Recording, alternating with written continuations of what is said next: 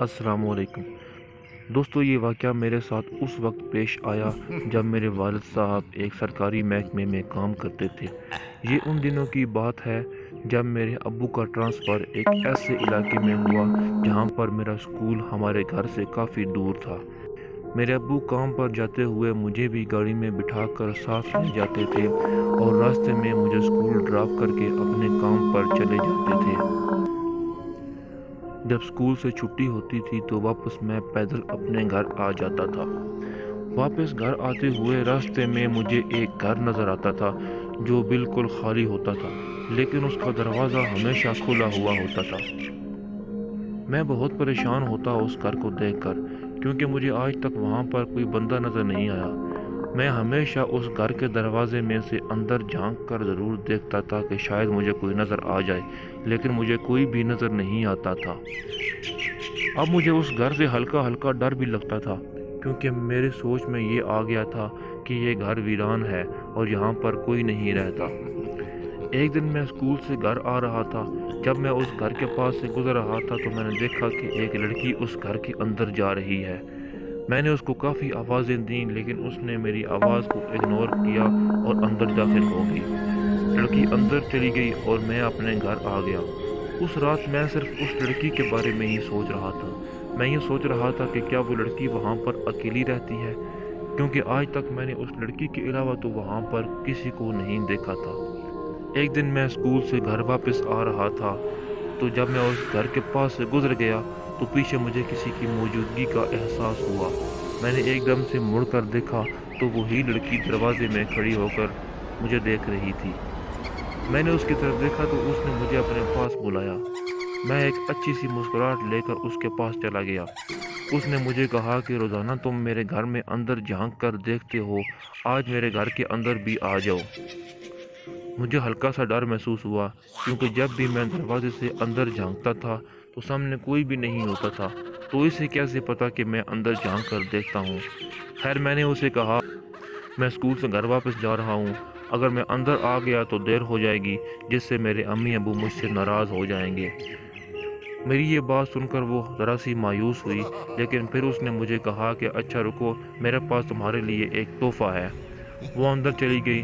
تھوڑی دیر کے بعد جب باہر آئی تو اس کے ہاتھ میں ایک کالے رنگ کی بلی تھی۔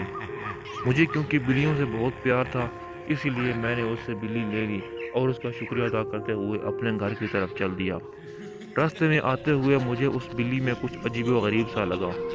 سب سے زیادہ عجیب مجھے یہ لگا کہ راستے میں آتے ہوئے اس بلی کا وزن بڑھ رہا تھا۔ مجھے اس کو اٹھانے میں بھی کافی مشکل ہو رہی تھی۔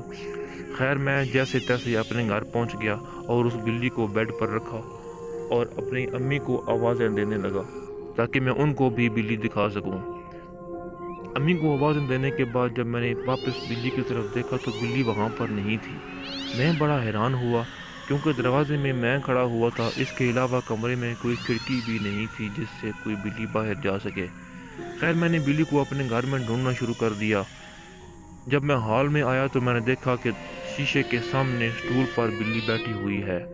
وہ وہاں بیٹھی ہوئی بڑی عجیب سی لگ رہی تھی۔ جب میں تھوڑا نزدیک گیا تو یہ دیکھ کر میرے اوسان خطا ہو گئے کہ شیشے میں مجھے بلی کا عکس نظر نہیں آ رہا تھا، بلکہ شیشے میں مجھے ایک خوفناک سی عورت نظر آ رہی تھی جو اپنی لال لال آنکھوں سے مجھے گھور رہی تھی۔ اس عورت کی شکل اتنی بھیانک تھی کہ مجھ سے وہ برداشت نہیں ہو رہی تھی۔ میں نے ایک زوردار چیخ ماری اور بے ہوش ہو گیا۔ جب مجھے ہوش آیا تو میں اپنے بیڈ پر تھا اور میرے ارد گرد میرے امی ابو کھڑے ہوئے تھے۔ میرے ہوش میں آنے پر انہوں نے اللہ کا شکر ادا کیا۔ میں نے ہوش میں آتے ہی امی سے بلی کے بارے میں پوچھا۔ امی نے مجھ سے کہا کہ کون سی بلی؟ پھر میں نے انہیں سارا واقعہ بتایا، جس پر امی نے مجھے بتایا کہ تم گھر میں خالی ہاتھ آئی تھی، تمہارے ہاتھ میں کوئی بلی نہیں تھی۔ میں امی کی اس بات پر بہت زیادہ حیران ہوا اور میں امی کی یہ بات ماننا نہیں چاہ رہا تھا۔ اس دن مجھے بہت سخت بخار ہو گیا۔ اس دن مجھے ہر طرف بلیوں کی آوازیں آ رہی تھیں۔ رات کو بھی جب میں سوتا اور جیسے ہی میری آنکھ لگتی تو مجھے بلی کی آواز آتی۔ خواب میں مجھے عجیب و غریب سی بلیاں نظر آنے لگیں۔ اگلے دن صبح میری حالت غیر ہو رہی تھی، کیونکہ مجھ پہ بار بار بے ہوشی طاری ہو رہی تھی۔ میرے ماموں جو ایک اللہ والے تھے، میری امی انہیں بلا کر گھر لے آئیں انہوں نے مجھ پر دم کیا اور تھوڑا حساب کتاب کرنے کے بعد بتایا کہ اس گھر میں جنات کا بسیرا ہو گیا ہے، جنات بلی کی شکل میں اس گھر میں داخل ہو گئے ہیں۔ لیکن انہوں نے کہا کہ گھبرانے کی کوئی بات نہیں۔ انہوں نے مجھے ایک تعویذ دیا کہ میں اپنے گلے میں باندھ لوں۔ اس کے بعد انہوں نے دم وغیرہ کیا اور ہمارے گھر کے ارد گرد ایک حصار باندھ دیا۔ پھر اندر آ کر انہوں نے مجھے دم کیا اور کچھ پڑھ کر میرے اوپر پھونکنے لگے۔ میں نے دیکھا کہ میرے اندر سے ایک کالے رنگ کا سایہ باہر جا رہا ہے اور ساتھ ہی بہت ساری بلیوں کے رونے کی آوازیں بھی آ رہی تھیں۔ جب میرے ماموں مجھے دم کر کے چلے گئے تو اس رات مجھے بہت سکون رہا، کیونکہ اس رات مجھے بلیوں کی آوازیں نہیں آئیں اور میں آرام سے سویا رہا۔ میرا بخار بھی کم ہوتا رہا اور 2-3 دن کے بعد میں بالکل نارمل ہو گیا۔ ایک دن میں اپنے ابو کے ساتھ اسکول جا رہا تھا۔ جب میں اس جگہ پہنچا جہاں پر وہ گھر تھا تو میں یہ دیکھ کر حیران رہ گیا کہ وہاں پر کوئی گھر نہیں تھا۔ میں نے اپنے ابو سے کہا کہ ابو یہ گھر کہاں گیا ہے، یہاں پر تو ایک خالی گھر ہوتا تھا، جس پر مجھے ابو نے بتایا کہ جتنے دن بھی میں تمہیں یہاں سے لے کر گیا ہوں یہاں پر تو کھلا میدان ہی ہے، میں نے تو آج تک یہاں پر کوئی گھر نہیں دیکھا۔ تو دوستو، آپ کو آج کی کہانی کیسی لگی؟ اگر اچھی لگی ہو تو ویڈیو کو لائک کریں، مزید ایسی کہانیوں کے لیے میرا چینل سبسکرائب کریں۔ میں ملتا ہوں آپ سے نیکسٹ ویڈیو میں، تب تک کے لیے اللہ حافظ۔